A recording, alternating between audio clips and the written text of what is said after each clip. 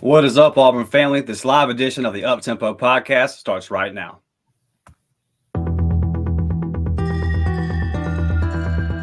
You are now listening to the War Report Podcast Network.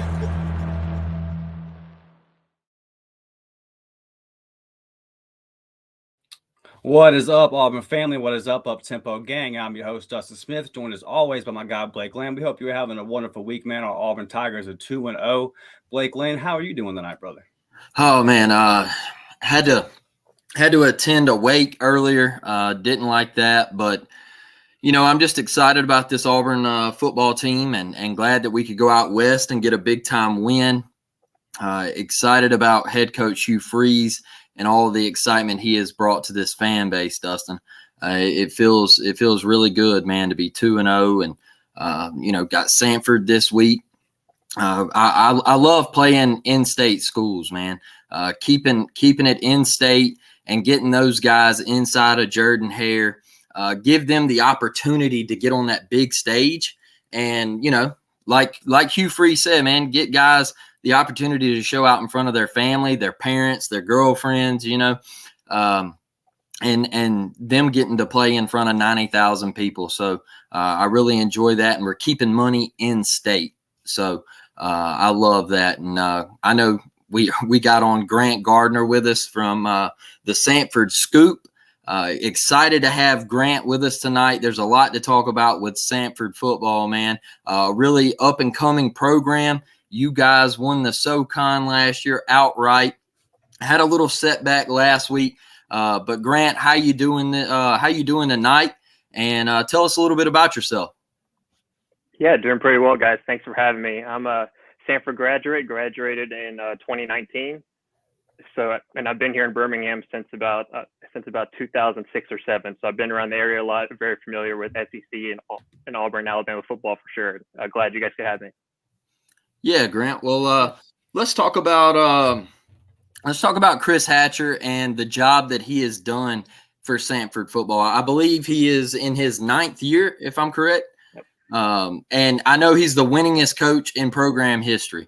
Just talk a little bit about what he's done for that program. Like I said, winning the SoCon last year, just getting you guys to 11 wins and just building things. Now you're coming to Jordan-Hare Stadium. What does that mean for the school, the fan base, and the kids?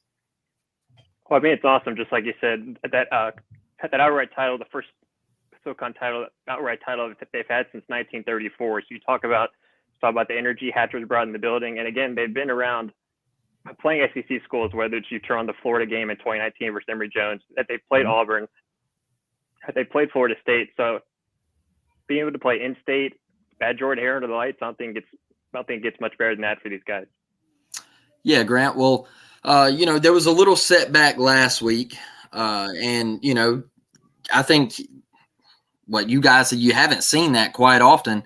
You didn't see it hardly at all last year. So what happened last week? I know you guys were in a close one for a minute, but what happened there? Yeah, it was just a little bit of shock, I think, when the offense isn't moving the ball and only puts up 7 points. 7 points was the lowest they put in conference games since 2010. You kind of get that shock factor. Okay, the offense isn't picking up steam, isn't moving the ball. And then you combine that with the tackling problems on the defense, giving up over 500 yards of total offense, just going and not being able to protect on the ground and giving up a bunch of yards through the ground. That was kind of the issue on the defensive side, was kind of the tackling, and let Desmond Reed, that Western running back, run all over us for 175. So I think it's kind of like the shock factor, like I just said, like the offense was struggling, then the defense wasn't picking up where the offense was putting it down. Well, I will give you one more, man, and then I'll kick it over here to Dustin for you. Yep. Coming into this year, all right, and playing in Jordan-Hare, man, and the schedule that you guys have, what are the expectations just coming off of last year and all of the success? How do you capture that, and how do you have a repeat performance of last year and be competitive and keep this thing at the top, Grant?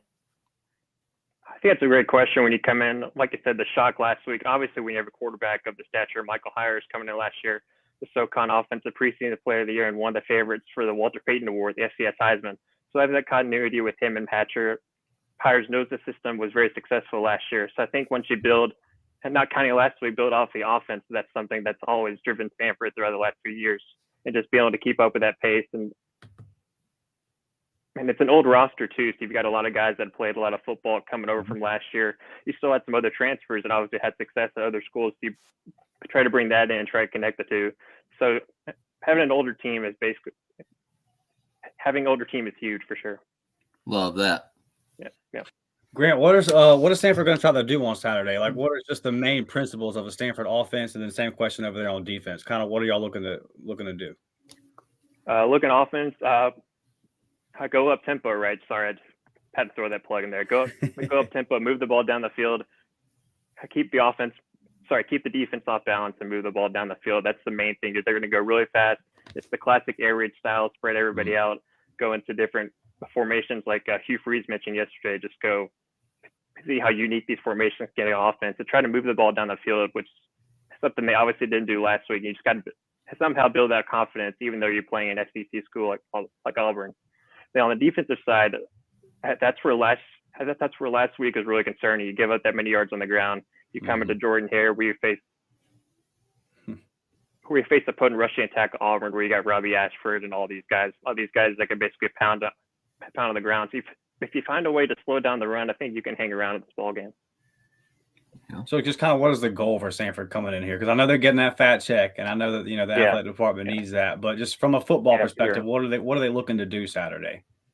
How would you feel as a Samford guy, the Bulldogs coming out of Saturday? I hate to cut you off, but how would you look at it and say, okay, this was successful? Because realistically, guys probably aren't going to win the game. Yeah, I think you're just looking to gain a little bit of confidence. Like I said, like the offensive output last week, I tried to build momentum and try to move the ball down the field. So I think if you can take that confidence throughout this game, however you can get it and leave without any injuries and try to keep the score close, I think that's kind of the main goal you want to see from this team. Just the confidence they have building up before you go back into SoCon play for sure. Yes, sir. Blake, you got anything before we let Grant get out of here? Yeah, one more thing, Grant. Give us a couple guys on the offensive side of the ball, and give us a couple of guys on the defensive side of the ball that we need to key on for Saturday. Sure, obviously. Going outside of Michael Hires, need to look at wide receiver Chandler Smith. He's been around the program forever. He played at Auburn in 2019. He's got a lot of experience. Super shifty on the outside. He's not the biggest wide receiver, but again, he still finds ways to get open. So you need to look for Chandler Smith. And also the running back room, Jay Stanton. He's also a guy who's a grad player. He's been around a while. So lean on him to tote the rock. So those two guys on offense are kind of where you want to look towards. Then on defense, you've got Noah Martin, the returning tackler from last year, the top linebacker. He's all over the place. He's going to be that guy to make the tackle in the open field. And then you go to Cortland Marsh, defensive back. He's really physical. He'll get out there and cover your number one wide receiver. So there's just a couple of guys. Samford returns multiple guys that were also defensive starters last year. Just kind of build off confidence with that. So I think those two guys on the defense for sure. Give us a score prediction, Grant. Give us a score prediction, man. Great question. Thinking about the last couple days. Let's see. I don't know what spread is. Obviously, that hasn't been released yet, but I think probably 42-14. I think they can move the ball. Maybe they're down, and maybe that's 7 points going to the fourth quarter, and they have that final quote cover drive late in the game to go get that 14 points. I think 42-14 are probably the way to go. Okay. Good stuff, man. Well, Grant, we appreciate you joining us, man. Sure.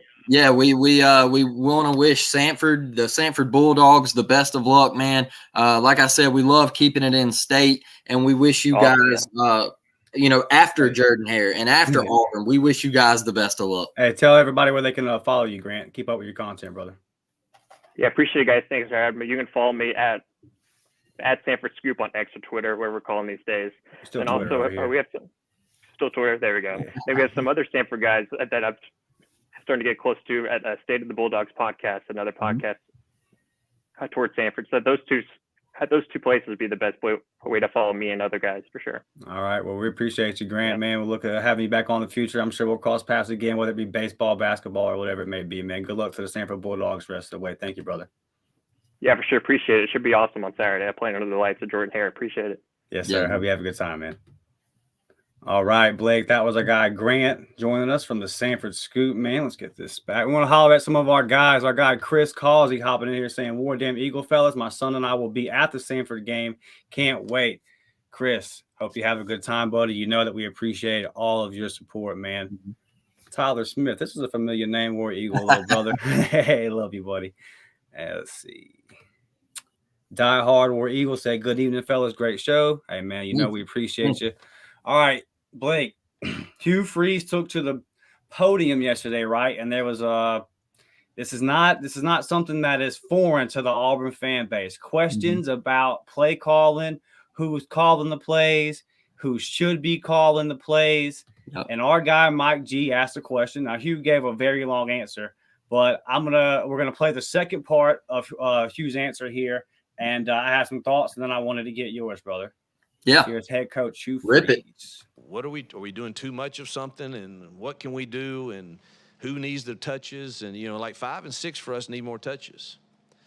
Those two guys they're our best receivers. Now I wish they were bigger, because the catch radius is not big, but and we got to improve the others, but those guys are pretty good in space, and so we've got to use those guys more. Rivaldo obviously needs to be utilized, and he was well in the second half, but we got to play to our strengths and figure out how to make it look different every week. And so those are some of the things I challenged them with this morning is, how are you going to do that? And if you need help, I swear I can help. I'll draw them up and show you how to make it look different, but they have the ability to do that. And so again, I think I know you guys have to, it was ugly. There's no two ways around it, but you also have to take into account the number of turnovers and penalties for possessions versus was it just awful play calls. I didn't see many awful play calls, truthfully. They all have a chance to work. Nothing schematically was off about it. I think we need a little more balance, and we got to figure out what that looks like exactly that our quarterbacks and receivers can handle. And our RPO world, we didn't utilize near enough. We've got to work on that. So we'll challenge each other to be better this week as coaches and players. Blake, my initial thoughts looking at this was I completely agree. I'm president of the Feed VAR fan club, if that is a real thing. You got to feed VAR, man. And we know that Mike G, the man that asked the question, was all in favor of feed Jay Fair, right? But these are the two playmakers that need the ball. We all know how much Hugh likes big guys. Me and you were going to go check out Perry Thompson Friday night. He likes those big body guys. We know that he loves catch radius. We saw the catch radius on both of Rivaldo's catches, I feel like, especially the second one in the end zone, just being able to go up, make something happen. We've heard about all season that Rivaldo would be that guy in the red zone. I think it was nice to now, okay, there's a guy that we can go to late that we can trust. So you kind of found that. But he wants multiple guys, man. He wants a lot of guys that can do that. I think he was kind of expecting Jair Shorter to have a bigger impact than he's had in 2 games in. I think I know that you expected Shane Hooks to have a bigger impact. I feel like I still got a lot of faith in Shane Hooks. I think he looked good versus UMass. It's hard to judge what happened Saturday night, right? Just never got going. But as far as this whole who's calling the plays, and the reason I wanted to play that clip was, man, Hugh Freeze knows better than me, Blake. But I'm gonna get on this early, and I'm not pressing the panic button or nothing like that. But I just feel like you do what's got you to where you're at. And if Hugh Freeze has called plays his entire career, then I want him calling plays at Auburn, damn it. And I don't think that's too crazy. And look, man, I know the focus that it takes to be on recruiting and all that kind of stuff. And I understand that it's a different beast coaching Liberty versus coaching Auburn. And I understand that coaching Ole Miss 7-8 years ago was different than coaching Auburn and then coaching in the SEC today. So I respect all of those. I respect that Philip Montgomery's been the head coach. I respect that it's 2 games. This is not a freak out thing. Me and you had talked privately, and I was never really comfortable with Hugh giving up the play calling, right? Mm-hmm. I'm just not, because it's something that you're good at. So if it's something that you're good at, and the part that really stuck out to me was when he said, I can draw it up. Well, buddy, get in there and draw it up. Mm-hmm. I don't have, it's just, I don't have time for it. And the Auburn family doesn't have time for it. And we brought you in So we don't have starting quarterbacks going on the road throwing for less than 100 yards. And that's what we got Saturday. So please hear me when I say that none of this is like panic button. I think they're going to figure it out. If you listen to our recap of Sunday's episode, recap of Saturday night, I said, hey, look, there's been several times where Auburn's had great seasons, great offensive seasons, where week 2 looked really bad, especially on the road. You talked before the game Saturday, and you mentioned the Thursday night in Manhattan, Kansas, where it was a weird opponent at a weird start time in a weird scenario, and we almost lost that game. And you said before the Cal game, in comparison to that game, it was a clip that we cut up and chose for the podcast. You said, just get out of here with a victory. It's going to be nasty. Now, we didn't know it was going to be that nasty. We didn't know it was going to be 4 turnovers, shoot yourself in the foot nasty. We didn't. That wasn't the expectation. I think we learned some things about our defense. But, you know, it's just, to me, Blake, and then I want to hear your thoughts on it. You've been calling plays your whole head coaching career. I look at Hugh Freeze and what he's done before Auburn and said, this is an offensive genius. I'm not saying that lightly. I truly believe that Hugh knows how to make pieces work. I don't think what you saw Saturday night, you're going to see again. There's that crazy stat going around about SEC teams in the regular season all time in the state of California. There's a reason for that. We talked about last week about the NFC, or excuse me, the teams in the NFL on the East Coast having to travel over to the West Coast, regardless of record. The win percentage was dog shit, right? Like it's hard to do. So in respect to all that, it's just, I don't want this to become a thing. I don't want this to become a problem. Feed VAR, feed Jay Fair, feed Rivaldo. You can throw the ball to these guys 5, 6, 7 times a game. And we'll talk more about this on Friday's episode in our What You Want to See segment. But I'll go ahead and spoiler alert. I want to see us air that thing out 25 times in the first half. I want to see these guys start to get it together. Because this whole thing that I've been hearing of we still haven't shown the whole offense, time's running out for that. It's game 3. When are you gonna? What are you keeping in your pockets for? Because the guys got to get comfortable. It's time to do it. And teams know what you're gonna do anyway. You're not hiding some. Hugh Freeze has been doing what Hugh Freeze has been doing. Philip Montgomery does what Philip Montgomery does. They got tape. They know what you're gonna do. These coaches have all crossed paths. They know what each other's gonna do. There's not some big magic thing that we're hiding. It's time to get these guys together. I want Hugh Freeze calling the plays. Now, does Philip Montgomery need to help with game plan, all that kind of stuff, because Hugh has other responsibilities? Yes, understand all that. Do what got you here, man. Run the style of offense that got you here. You call the plays, and let's win some damn ball games. Blake, what do you think? First thing I want to start with is, for some reason, Peyton Thorne is playing timid. It's like he's scared to let it rip. And I look over here in the comment section, and War Eagle makes a great point. He says, there's open guys on every play. We're just not making the play. All right. Look, go back to the Jay Fair touchdown. All right. Go back to the Jay Fair touchdown. If you go back and watch that play, Jarquez Hunter is wide open on the wheel route. Several times running backs out in the backfield. Wide open. I'm telling you right now, he is standing at the 3-yard line with his hands just like this. All right. Saying, hey, throw me the football. All right. If he catches that ball, he turns around, touchdown. Peyton never saw him. Never saw him. He was wide open. All right. It's happened several times. It's happening several times. I thought that was a great comment, a great point. We just have to execute, man. And look, I know that kind of, when I say that, it kind of takes me back to another guy. But this time it's true. All right. Like, this time it's true. We're being put in great spots. We're being put in positions to win.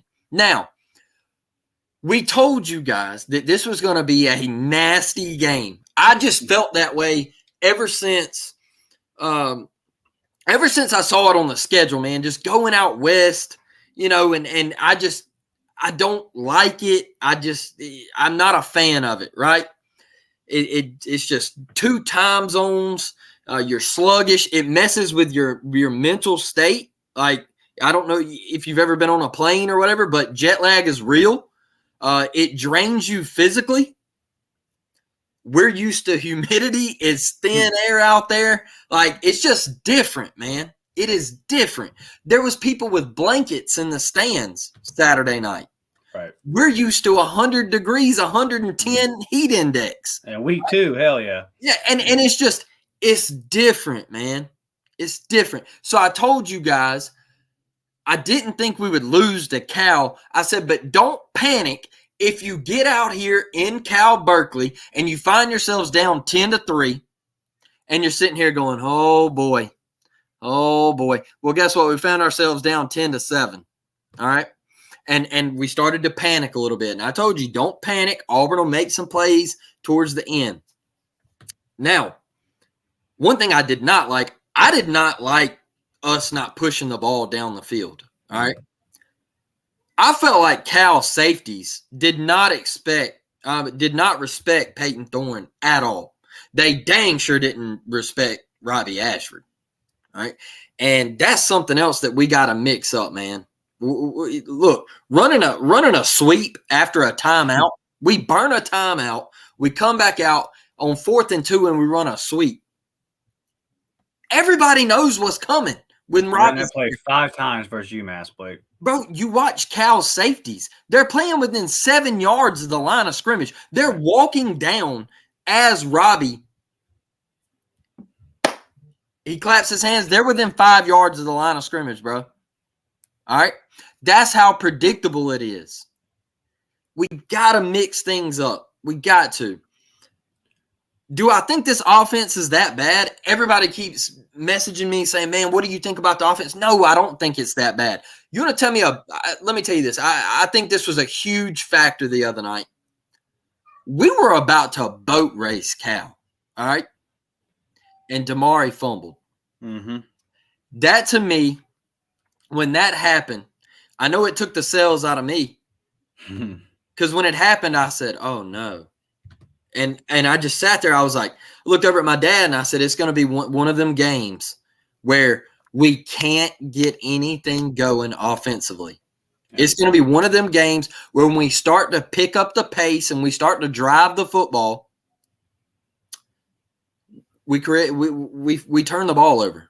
All right. They create a turnover. And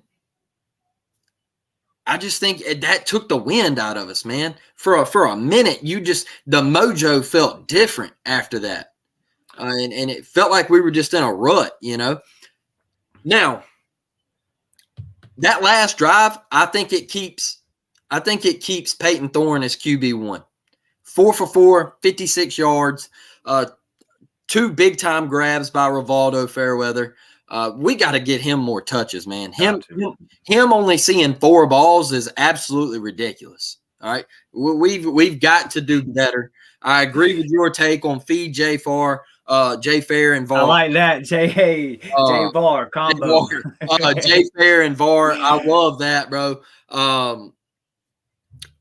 But I feel like Peyton plays better when we go up tempo. All right. Now, obviously, you got to have a great first down to go up tempo. Penalties. That is where Auburn did not succeed the other night, people. All right. We weren't having success. We would go 2 steps forward and 10 steps back. Yeah. All right. Penalties. I mean, the Jeremiah Cobb penalty, you know, when he gets that end around, all right, and Too Tall is out on the edge, has no business holding the guy. You don't need to hold him because guess what? Jeremiah's going to either put him on skates or run right around him. All right. That's Jeff's comment up here. He says, pick a QB and go with a higher tempo, and for the love of God, let Cobb eat. And that's what Blake's talking about right now. Jeff took the words right out of my mouth. I agree with what Hugh said in his presser about he's got something about him. We have to get the ball in his hands more. Look, I'm not downing Brian Battie. But I think the Brian Battie thing is strictly special teams. I told you that before the season. I told you Cobb was coming. You were on it. You said that you felt like Jeremiah Cobb was going to take somebody's position. I've seen enough that he is too electric with the football in his hands. And I feel like he is a guy that has to be on the field, and I don't think you can redshirt him. I think he has got to get more than 3 or 4 touches, man. He's too good out in the open space. Work him in the screen game. Hell, give him a speed sweep, a jet sweep or something, man. Get him out in space. Like, let him go. I think there's a lot more that we can do on offense, but we also got to execute, man, because the plays are there. They're open. We got to make them. I'm going to get back to your point right here, Jackson. I got your comment starred real quick. Thomas, if you're in here, my guy Thomas Blake, he knows a whole lot about offensive line. He can break down offensive line film and this kind of stuff. Thomas, 2 games in, if you're still in here, brother, put in the comments who you want to be starting this Saturday at the offensive line. And I want to see what you get your thoughts there. Back up here because I want to get to Jackson's point. Jackson says they rotated offensive line units just as much as the QBs last Saturday. I want to see one solid group for majority of snaps. This is something that my brother brought up, Jackson. He said, hey, why are the running backs rotating so much? And why are the offensive linemen rotating so much? And it's a good point because we complained a lot last year about the receiver rotation, how it was constant, just receivers coming in and out, in and out. Good point here, Jackson, with the offensive line. You know, I know that Hugh said after UMass that a lot of it was because he wants to go tempo and he wants to keep guys fresh. He wants to have a rotation of like 7 or 8. Just have to kind of question, is that something that's going to work routinely? Because after Samford, man, and we'll get into this in our third and final segment as far as just what these teams are, but the names still are what the names are. Just A&M, Georgia and LSU, still a very tough 3-game stretch. So we're going to get to 3-0, barring some kind of crazy situation Saturday, right? Well, we are where we need to be, but man, there's just a lot of stuff to get cleaned up before we go in here. And but like we will get into here shortly, there is this SEC is open. Hey, Thomas, shout out to our guy Thomas. I haven't seen him here. So Thomas become a member. We're going to talk about these memberships here in a second. Appreciate you, brother. Shout out to our guy B Will's Forehead. Here he is. I said I didn't see him. Here's my guy B Will's Forehead. He became a member earlier this week. Wanted to shout you out, brother. Appreciate you supporting us. Like you said, let's get to 1,000. Look, guys, time of recording, we were at 985 subs. Like, by the time this ball gets kicked off to Samford, we got to be over a K. We got to be over a K by the time they kick the thing off for Samford 6 o'clock. But, man, so all our new members, really, really love you guys and appreciate all the support. And Thomas, man, Thomas is my dude. He's a good guy. Let's see. I have one more up here. Comment. But, yeah, just on your point, Jackson, look, bro, I'm with you 100% for real. You got to kind of pick you got to pick some guys. You got to stay with them. Even at running back, War Eagle says, what you talking? We're going to go 4-0. Believe that. Hey, I predicted the Texas A&M game as a win, and we might as well do our little announcements real quick and then get over here, Blake, because it seems like that's where the conversation is going. So, look, guys, y'all already know the deal. You see it at the top of the screen, Home Field Apparel. Yep. 15% off your purchase when you type in the code UPTEMPO. Guys, go over there, do that. They got the flash gear you're going to find. 2010 Natty shirt, 2004 shirts. They got 1998, 1999 SEC Championship basketball shirts. I rocked the 1957 shirt to the Phoenix City game the other day.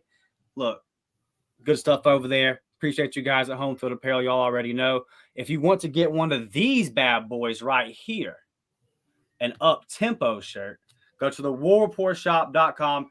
If you're going to be at the Samford game, I got the perfect shirt for you because it's you got to wear all blue. Saturday's game is blue as Jordan hair. So why not rock the blue level up-tempo shirt, man? Go to warreport.com. It is on the 3rd or 4th page. It kind of depends on what kind of browser you're on, that kind of thing.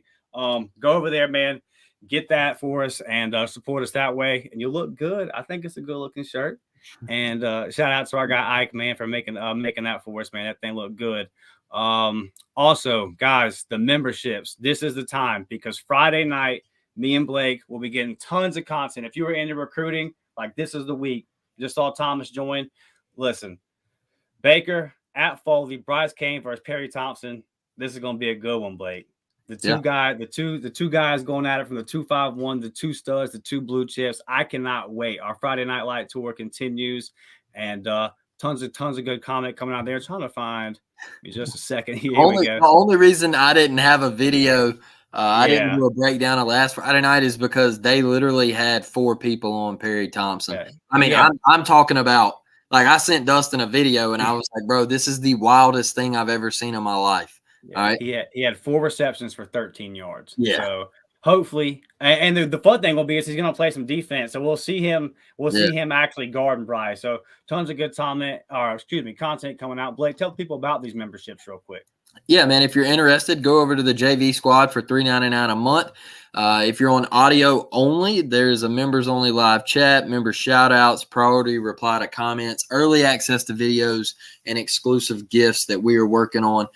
Me and Dustin are trying to get that squared away. And then you can go over to the $5.99 a month varsity squad. That is where we do the recruiting update videos, the game day group chat. If you're interested in that, I know our guy Tanner, he stays in there with us all the time on game days and through the week, man. Tanner's a loyal listener for us, and we greatly appreciate him. Gameplay with you. Hey, if you're an Xbox guy or gal, if you like to game and you like Madden, or next summer when NCAA comes out, man, shoot us your Xbox gamer tag. We will get in a party. We will chat it up, talk about some Auburn sports, do whatever, right? And this is the one I'm extremely excited about, is watch the film with Auburn baseball. Now, we hope to grow this with Ike and the War Report guys over there, where we can eventually do basketball and football with them. But we will be focusing on watch the film Auburn baseball. And we are going to sit down with some of these guys. If you've been with us from the beginning, you know that we have that connection in baseball, and they come on the pod and everything. And we do our little interviews and get to talk to them throughout the season. They're really good dudes, man. So there's going to be some good stuff. And if you're not a baseball fan, let me tell you something. Follow it this year, because I got a good feeling about this year's team. I think this year's Auburn baseball team is going to be special, man. Just getting the guys to return like Joseph Gonzalez and all the success that you've had over the past couple years. So if you're not a baseball fan, you just pay attention this year. We're going to have some fun. For sure. Varsity squad members, like we told you guys, the recruiting pod is going to be dropping tomorrow. Wednesday is going to be the day I've decided that we're going to drop the recruiting pod. That's when I can get all of the stuff, all those stats in. I've said it a couple of times, man. It's hard to get all these stats in. Then I have to upload all of my videos from everything. So that's coming up for you guys tomorrow, and then a ton of content coming out for you guys this week. Also, tell me what you guys think. When we do these recruiting pods from now on, especially this next one, where we're going to be bringing up multiple clips of Perry, Bryce, talking about what we saw and all that, we can do that live where you guys can get in and ask questions. Is that something that you're interested in? Let us know. So guys, you can find us on Twitter, that kind of thing. Also, with the watch the film, like Blake was talking about, we want to get these guys in here with us, the Coopers, the Tanner McMurray, the Tanners, those kind of guys, and tell us what you're looking at. So what they're looking at, and you can ask questions to them as well. Our varsity squad members know that put in a recruiting prediction, so that they know that we got a guy committing pretty soon here. So just a ton of stuff over there, man. Now, Blake, I sat back Saturday and I watched and I saw A&M get lit up. Yeah. Okay. And I saw Bama get lit up. And I saw that it was 21-17 before LSU finally got their shit together with Grambling. And trust me, I've been hearing it since they started about how questionable that secondary is over there. All these teams I just mentioned got questionable secondaries, which is kind of one of the things where I say, Auburn, we got to get it together in this passing game, because there's an opportunity here to exploit some of these teams. I'm not sold on Ole Miss or Arkansas secondary either. I would say the SEC West got some. We got the best secondary in the SEC West by a mile, and you can't argue that. So, as we look at where this is, Bama's got more losses coming. I feel comfortable saying that. Losses. Because when I look at their QB situation, is he the 6th best in the division? Is he the 7th best in the division? Excuse my language. He's dog shit is what he is. He's the 7th, 6th best in the division, bro. Like, I just, it ain't there. Blake, what do we have to do to kind of make some noise here? Can we find ourselves? I'm not saying win the West. When I say make some noise, I'm talking about 8-9 wins maybe. Is because I know it's tough looking at what we just came off of Saturday, but look at the rest of the division and how they look Saturday. Were you impressed with Arkansas? No, I'm not. I'm not impressed. Let me tell you something real quick. I'm not impressed with anybody in the SEC right now. I'm not. I Tennessee struggling over there in the East. I think the SEC is down this year. I do. We've gotten clapped. LSU got clapped against Florida State. Tennessee struggled early with Virginia. Yeah, I know they won big late, but Virginia had to cut their season short last year because of the shooting that happened and everything. They wasn't ready to play a football game. That was their first game back. Like, come on, man. We're not good this year, man. Mississippi State almost losing to Arizona. Us with Cal and everything. Like, it looks like the SEC has taken a step back, in my opinion. And boy, Texas A&M secondary garbage. All right, dog water, terrible. To bring in the number one recruiting class a couple years ago, and you perform like this. We said it was the fall of Jimbo. Dustin, I kept telling you, hey, man, I'm sorry. I just don't see it. Like, I just don't. Everybody kept saying that this was A&M's year. A&M, they're going 9-3, 10-2. And I would text Dustin, y'all, almost every day. And I would say, Dustin, they're dog shit. Okay? They're not good. And everybody would just keep on A&M. Jimbo's turning it around. I hope y'all watched that play calling Saturday because it looked like a tussle. All right. Mm-hmm. It looked like Jimbo said, hey, Bobby, I want to call some plays. All right. I want to have my thumbprint on it. All right. It's not good, man. It's not. I think that thing is a disaster. We play them at 11 o'clock next week. All right. If we go out there and we kick their ass, he's done, man. He's done. Well, he's done. I don't know how you keep him. Right. Yeah, that's the thing. It's just I don't see how. We talked about this in the offseason, right? And shout out to Auburn Stand Channel for joining, becoming a member. We appreciate you, man. That the noise would turn up right here if they lost to Miami. And that's the part that stuck out to me, Blake, was you look at it and you say, you know what? The defense is supposed to be y'all's calling card. And what do we always say? When every week is something new for a team, they're just a bad team. Yep. A&M just has culture problems. Whatever the problem is at A&M, it's not going to get fixed until Jimbo Fisher is gone. I feel pretty comfortable saying that. So we're 4-1 all time in College Station. 5-1. It's time to get to 5-1, man. Kind of off topic here, but Thomas on the offensive line, he said he wants to see Wade, Wright, Jones, Stutz, and Britton. Listen, I owe Cam Stutz an apology. Cam Stutz has been bodying people. I said all offseason, Blake, that I didn't think that he was going to start. I think that somebody else would slide in there, and I was wrong. Cam Stutz is pancaking folks, bro. No. Did you see that video? Did you see the video of Jaden Ott? And every time he would say, yeah, but when I look on film, I don't really see anything. It's just a name. And then it would show Cam Stutz just absolutely taking somebody to the bus, bro. And then it would replay what he said.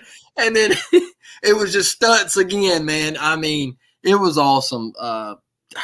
God, that dude. Yeah, no, Cam is balling. James Barnett says the SEC is wide open this year, especially in the West. If we can get our offense humming, we just have just as good a shot to take it, for sure. And then right underneath him, Miss Teresa, how you doing tonight? You know, we love you. We have to be able to throw the long ball when we get to A&M. So that's my point as far as Samford, right? I want to see us air the ball out 25, 30 times. I mean, in the first half. I know that sounds crazy. I don't care. It's time to get this thing clicking because I don't even feel comfortable saying this. Let's just pencil Georgia in as automatic L for this discussion, right? 2 of your next 3 opponents in A&M and at LSU, if you can make the best of the opportunities their secondaries will present you, LSU will leave multiple people wide open. during points of that game. If A&M repeats what they repeated versus Miami, you're going to have people wide open. You got to hit them. I don't want to be too hard. I only watched the first half of Ike's Watch the Film. Haven't caught the second half yet. Yep. You can't miss 4 checkdowns in one half if you're going on your third year being a Power 5 starting quarterback. Yep. You can't do it. It's right there. You're forcing incompletions when you got a check down right here. It's a first down. Just throw the ball 3 yards to Jarquez and let's go. And that's the thing about the film, bro. It don't lie. We see it. Do you think because this is what kind of gets at me a little bit is, I talk to my dad every day, man, and my dad just kind of feels like that he's pressing a little bit. He's like, man, I just feel like he's pressing. He's kind of looking over his shoulder, and I'm like, yeah, but he can't be looking over his shoulder because Hugh named him QB1 before the end of fall camp. So why is he so shaky? Why is he so timid to make plays down the field? Hey, dude, I've seen Michigan State highlights. Throw that thing because he can throw it. All right, he can put it down there. We got to start stretching the field a little bit, man. Like that opens up Jarquez. It opens up Damari. It opens up Jeremiah. The more shots that we don't take, they're just going to keep putting 8-9 man boxes, and we're going to struggle to run the football. Hey, and look, you guys know I just went and checked out Cam Coleman. Cam Coleman's a real deal. We're sitting there talking about Jimbo Fisher being fired. You beat Jimbo on, and you turn that heat up, right? You beat Jimbo. They're 2-2. They got to fire him. Bring Cam Coleman home, but you know how you're going to do that?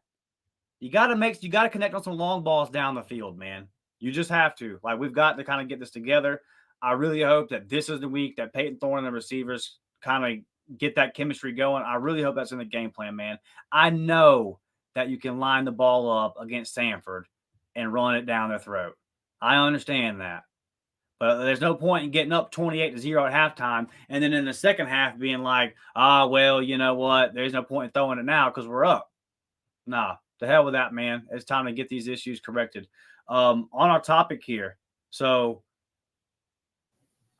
Blake, am I crazy in saying that Bama is going to lose multiple games? No, you're not crazy. 9-3, 8-4 type season. And I never thought this. I was the one just 2 weeks ago that was saying, nope. Anybody saying this is an idiot. This is exactly what I said. If you're saying this, you don't follow recruiting. Well, I can't believe it, but I don't know if there's some developing that's not going on in the secondary because those are all blue chips. So I don't know what's going on at safety, at defensive back for Alabama right now. That's Nick Saban's pride and joy. It befuddles me. I have no idea what I'm looking at. LSU, I got news for you.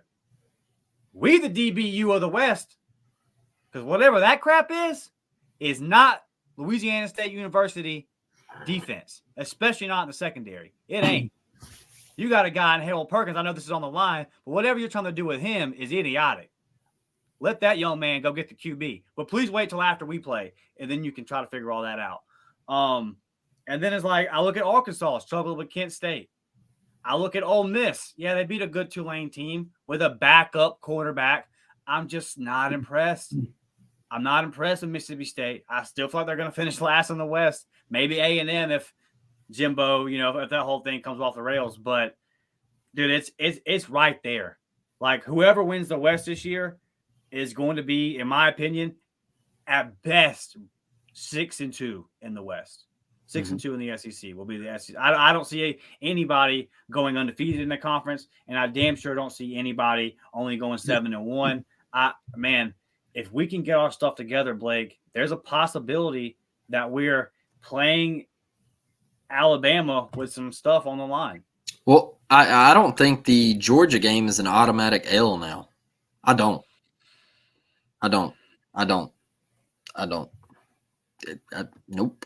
Nope.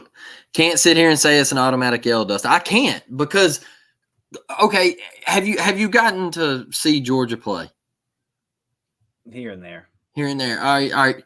Look, man, they've started slow twice, all right? And I know it's hard to get up for that competition and everything. I get it. But still, man, like Carson Beck's first trip to Jordan-Hare Stadium. It's going to be an electric atmosphere. Auburn could be 4-0, 2:30 CBS kick. I hope they put it at night, but they're not. CBS is going to grab it. Whatever, But I look at our defense, man. I can't say that is an automatic L. I'm not going to do that to this defense. I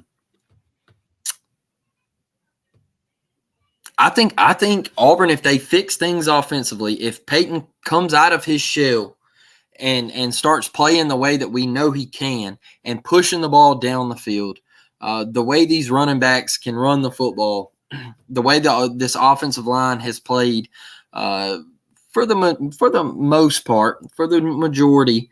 I know they've had their little hiccups here and there, but it's much improved. I think there's a shot, man. I do. So I look at Alabama, Dustin, and offensive line just didn't look athletic. You look slow. It looked bad. I mean, how many times have we seen Alabama get dominated at the line of scrimmage in the Nick Saban era? It's rare. And this year, that was supposed to be the calling card, bro. They knew quarterback was going to be rough. They were going to line up and play murder ball. You know who said it? He was on this show. Jake Crane said, just because they're big, like everybody's predicting, doesn't mean they're athletic or good. All right? He pointed it out. He said, I think there's some issues on that Alabama offensive line that people just haven't seen yet. He called it, man. He called it. Now, their defensive front, where you at? Dallas Turner. You're a ghost, all right? I can't see you. I haven't seen you show up in a big game. I don't know where it's at. Your secondary, Cheeks, not what we're normally used to seeing at Alabama. Texas had their number, bro. I hate to say this. I hate to say this, but I just don't think he's got the fire anymore. I just don't think Nick's got that fire anymore. Like just the way on the sideline, man, it just looks like, hey, you bought a $17 million crib in Jupiter, Florida for a reason, and that's what it looks like. Yeah, I'll tell you what, man, and I love Kevin Steele. I think the world of Kevin Steele, but those coordinator hires definitely interested me when they made them because it didn't seem like long-term plans, right? It just seemed like a couple of year patch me. Let's get through this plans. TD. How can you say all the ZBs are best in the West when you have Mass, Cal, and now Samford? Let's get real. You have no wideouts. Let me explain this to you. Because Auburn secondary was already viewed as one of the top secondaries in the SEC West before the season. These names are what these names are. DJ James, Jalen Simpson. These guys are already known. Look at what Kay and Lee did Saturday, a true freshman. So Crime Dog, Zach Etheridge are their coaches. There was high expectations of this secondary. And now I'm watching these other teams. Again, I mentioned LSU, right? They played Grambling. I could show you several plays if we had copyright and we're allowed to play LSU stuff. I could show you LSU plays where they're getting torched by Grambling and FSU consistently. I can show you Arkansas State getting torched or at least having guys wide open Saturday versus Kent that never should have been open. Did you watch the Alabama game? Did they not get torched? Now, to your point, if those guys have played better competition, yes, they have. I guarantee you that my point about Auburn having at least one of the best secondaries in the SEC West, but I feel pretty comfortable saying the best. Now, injuries could change that, but show me a better unit. Through 2 weeks, show me a better unit. We have a small sample size, sure. Yes, Auburn hasn't played teams that can really test that, sure. Show me a better sample size. Show me a better unit. And I'm willing to see what, who you come up with. But I doubt very highly anybody in the West, not Ole Miss, maybe Mississippi State. Damn sure ain't Arkansas. Yeah, we could have a conversation about Mississippi State probably, but that'd be it.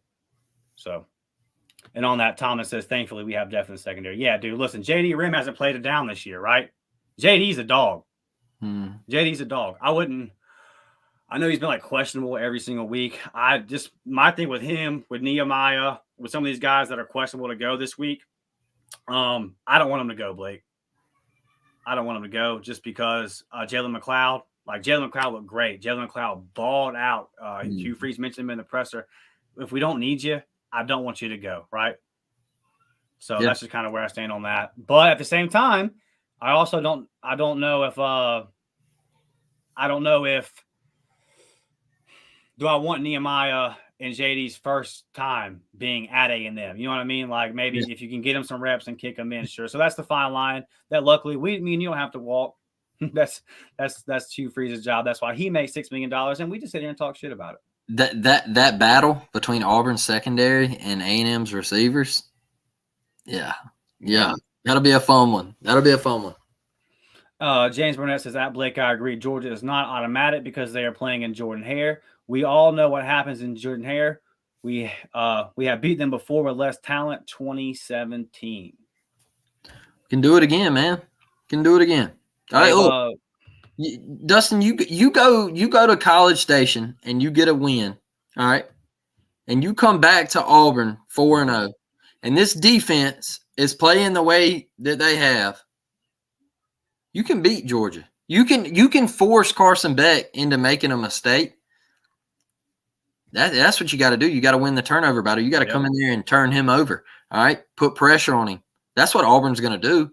Auburn's gonna put pressure on him and say, "Hey, show us that you can make enough plays to beat us. Yep. Show us." Yeah, turnovers in a game like that is obviously about turnovers. You need to. I always look at it and say, okay, well, obviously you got to win the turnover battle, but you want to score off those too. So you need to get 10 to 14 points off of turnovers, and like the penalties and all that kind of stuff that we saw Saturday. Obviously, you're not gonna be able to get away with that with a team versus Georgia. But when we got asked all offseason, how could Auburn beat Georgia? What is one team that Auburn could upset that you looking at it right now back in the preseason, you wouldn't think that they could? We always said Georgia. At least I always said Georgia ahead of Bama because my stance was Georgia's won a lot of games in a row. Mm-hmm. You're just due for one. That's really where I'm coming from on that whole thing. Because by the time they roll into Jordan-Hare, they will be somewhere in the 20s. I don't have the exact number off the top of my head. But they will have won a bunch of games in a row. You don't win forever. You lose games. National champions a lot of times have a loss on that record. Mm-hmm. I feel like we're in a 2007 type season where one might have two. I just really think that this is a wild year. No team is really standing out to me. Now we're only 2 weeks in, but man, this has just been crazy, especially our conference. But dude, it could be, James. Let's get through Samford. Let's get through A&M. But yeah, man, this is not. I know I just said it was automatic. I got to see it, bro. Yeah, I'm so jaded with Georgia. Like the 15 out of 18 or whatever it is has just got me scarred up, brother. They could be 0-6, and I'd be like, I don't know. This is kind of what the point I was making, right? This is what I said before we started the UMass game. I said I wanted to see this connect, and how we are week 3 and we still haven't seen it. Trash Panda says, I think the first game we should have allowed Peyton to build chemistry with the wide receivers. Hopefully this game he gets more of those chances. 100% agree with you here, Trash Panda. I think that this should have happened versus UMass. This is one of the things I said I wanted to see before the game, and we kind of didn't. And then now we didn't see it last week. So this is your last chance. Mm-hmm. This is your last tune-up. You were lucky to get out of Saturday with a dub. I don't want to say lucky because there's multiple sides of the ball, and you played championship caliber defense. So I correct myself. You deserve to win a game when you play that high caliber of defense. But here we are. This is your last chance before it gets real. So I really agree with this statement. This is your last tune-up. You got to figure some stuff out. Will it be perfect right now? No. But you got to get it going in the right direction. You need to come out of Saturday saying, okay, that feels better. We feel a bit better about Peyton Thorne. And now, if he struggles, we're going to have some questions next week, Blake. No doubt. We will start to have some questions for sure. Guys, we're about to get out of here in the next 5 or 10 minutes. Get your last second comments, questions in, man. Again, we are right here on this 1K, man. We're right on this 1,000 subs. Please hit that subscribe button if you haven't. We have about 400 to 500 people because we can look at the analytics that have been watching this for about a month or so that haven't subbed. Just hit that subscribe button, man. But we do appreciate you watching. But hit that sub button for us, man. Getting to 1,000 will be a big deal for us. We've been working really hard. Teresa gets in here and says there's a fine line between keeping things off tape and giving our guys the necessary reps. I think that at this point we need the reps. Blake. Yeah. Look, I said this a couple weeks ago. You're probably not going to throw the kitchen sink at somebody until you go down to College Station. All right. I just kind of Rodney, our players had jet lag. Hey, and I want to make this. I want to make this point too. When you get done, I want to come up with this one because this is something that's going to affect us this week. Yeah. Jet lag is real. Okay. Traveling 2 time zones is real. But I don't want to say that Auburn was conservative last Saturday night because the plays were there to be made. I know everybody kept saying that our receivers couldn't get separation. That was false. Okay. There was guys open.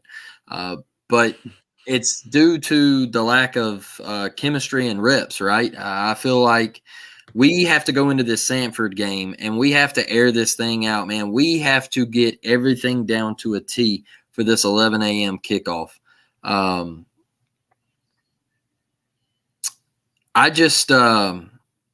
I think Peyton needs to come out of his shell, Dustin. I said that earlier. I think he's holding something back. I don't know if it's that, man, if I throw this ball and it gets picked, is Hugh going to pull me and put Robbie in, or is Robbie getting the next possession? Like, do you think he's looking over his shoulder for Robbie a little bit? Because man, Hugh made it very clear right before the season how close it was, right? I don't know, man. That's what it is so hard to. I don't know. I just, it feels like he is just holding something back though. Like the play where he fumbled, right? The very first drive. I just felt like that was he panicked. I felt like he panicked. Well, I stopped it and broke it down very clearly. Jarquez is wide open. Yeah, that's what I'm saying. He panicked. Yeah. I just feel like he panicked, and his first instinct was, I got to go out here. Right. And then when he got out there, he realized he was in trouble. And then you get to reaching the ball out, carrying it like a loaf of bread, and bad things happen. And we gotta correct some things this Saturday. But that's why you play these teams, right? You keep money in state. You give them the opportunity to play in Jordan-Hare Stadium, and it gives you the opportunity to iron some things out. Hopefully, we leave injury-free, and hopefully Peyton has a big day. I wanted to keep this comment up here by Rodney. He says that our players have jet lag. That's very true. Hughes talked about how much he hated getting out there Thursday. This is something that months ago, before me and Blake we probably had 200 subs. We did an episode talking about ranking the games in their level of importance. Mm-hmm. We had the Cal game at number 3. Mm-hmm. And it wasn't saying that Cal was your third best toughest opponent or your third toughest opponent. It was just about the trip. It was all about the trip. It was about time of season and the trip. And to the point on jet lag, Rodney, luckily we have Samford this week because that's going to bleed into this week. That's going to bleed into preparation for this week. It's going to take these guys a week to reset. So luckily we have an opponent this week where I really, really hope that the boys come out and get up early and it doesn't become a thing. Mm-hmm. I'm not saying I'm worried about us, being in a dogfight with Samford. I'm just saying I don't want it to be a 31-10, like you just kind of walk through it. But to a point here by Scotty King. And Blake has a take about you were at the LSU game in this 2013, right? Yep. So I'll let you say your take here. I still believe that Coach Hugh Freeze is still sitting on things and trying to figure out what he has. I remember it took 4 games and a loss in 2013 to figure out the rest of his history. Before Blake gets into what he saw at that LSU game in 2013 to this point, this is about to the point I made about 2013 week 2 versus Mississippi State, right? I believe we won that game 17-14 or 21-14. A very, very low scoring game by an offense that eventually, before the end of the season, was flying on all cylinders, right? But it was still week 2. You were still trying to figure some things out. And ultimately, you got out of there with a dub. And that's all anybody remembers. That's all anybody remembers about that Mississippi State game from that year is that you won it. Look, I was there. And I got a feeling leaving Tiger Stadium that night, I said, I watched that 2012 season, and that team just completely give up, right? I mean, I watched Johnny Manziel put 63 points on us in Jordan-Hare Stadium. It was embarrassing, right? But that 2013 team, that night in Baton Rouge, we lost. All right. I think it was it Jeremy Hill maybe? Was that the running back in 2013? Yes, so. I can't remember. I can't remember off the top of my head, but yeah, and I know they had a big run early that kind of broke it open for them. But the way we gathered together and we come together that night, and you saw an Auburn team battle back, and you saw an Auburn team not quit. You saw an Auburn offense kind of find its identity. I know we didn't find an identity the other night on offense, but I feel like a defense found its identity. I feel like great teams win games like that, man. Like, I know that team in 2013, they didn't win, but damn it, a year earlier, they would have quit. Right. They would have quit, and when it was what, 21-0 LSU, all right, they would have completely given up, and they would have got beat 56-7. All right. But that game the other night at Cal, a year ago, all right, you rewind a year ago, we lose that game. Mm-hmm. We lose it. Definitely pre-Cadillac. With Horse as your head coach, you're losing that game. Yeah. You lose that game. You lose. All right. Now, championship teams, man, they find ways to win when it's ugly like that. Somebody steps up, makes a big play. The defense over and over and over again made big plays. Thomas told you guys that their field goal unit wasn't great. He said, hey, we have a problem. We have a problem. And it's going to cost us eventually. He didn't know that it was going to be the Auburn game, but he did say, hey, we can't kick field goals. And you saw that Saturday night. Auburn stood up, made a stop, and they couldn't kick a field goal. And you found a way to win. I think there's similarities. Now, I'm not going to sit here and say this Auburn team goes on and plays for a national championship. Right. But both teams can look back at a game and say, hey, man, we can pinpoint that night as to us finding ourselves as a football team. For sure. I think we talked about this post-game, right? I feel like we turned a corner mentally. I think that we gained something that the locker room hasn't had. TD's been a good sport here. To answer your question, TD, do you think the Pac-12 is better than the SEC this year? So far, yes. Yep.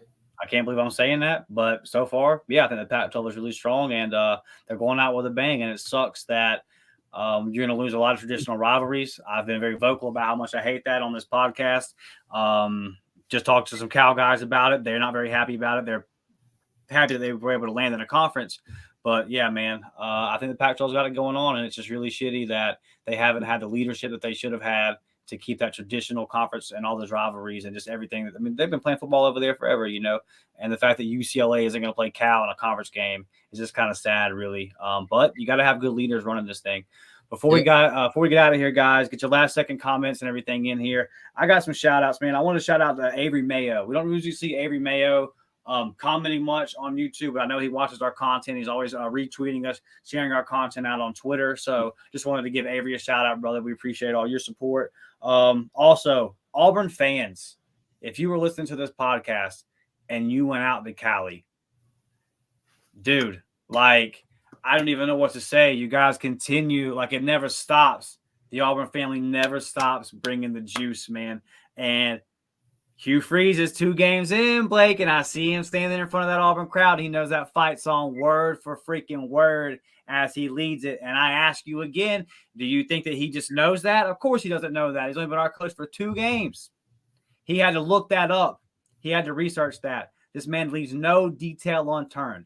So we got to talk about the truth on this podcast. When the offense looks, as Hugh said, absolutely awful. We got to say it looked awful, but all the faith in the world in our head coach. I don't think you're going to see another offensive performance like that again this year. Got tons of faith in the staff. Shout out to Eugene getting Defensive Player of the Week, Defensive Player of the Week. I don't know who the other co is, but I doubt very highly that he had a better game than my boy number 9 in white did Saturday night. But it is what it is. Really, really happy to see that guy shining. Blake, you got any final thoughts before we get out of here, brother?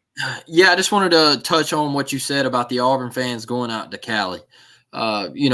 We asked, if you watch this podcast, we asked, hey, make the trip out if you can, be loud, be supportive. And I saw a tweet the other night. A security guard told somebody at Tiger Walk that this is the biggest opposing fan base crowd that he has seen since the pandemic. He said it's absolutely nuts. He was like, I just don't see this much in the Pac-12. He said it was incredible. So even Hugh, man, pulling up on the bus, he was like, hey, they showed up. They showed up. He was like, I'm not used to this. So, I'm proud of this fan base. It feels really, really good to be 2-0. And it feels good to not, have a coach stand up there and blame it on execution 24/7. And it feels good to have a coach that is brutally honest and will tell you, hey, we sucked. Okay. We sucked. We got to be better. And if we're not, we won't win a conference game. That is what I love. I love each and every one of you who follow this podcast, me and Dustin. It's Auburn Tigers until we die, baby. It's orange and blue.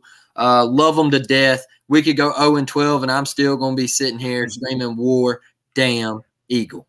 Yes, sir. Hey, Friday o'clock, guys, 10 a.m., previewing the Samford game. Be back here. We love y'all. We will see y'all Friday. Like Blake said, it's war, damn Eagle till they put us in the ground, baby. We're out.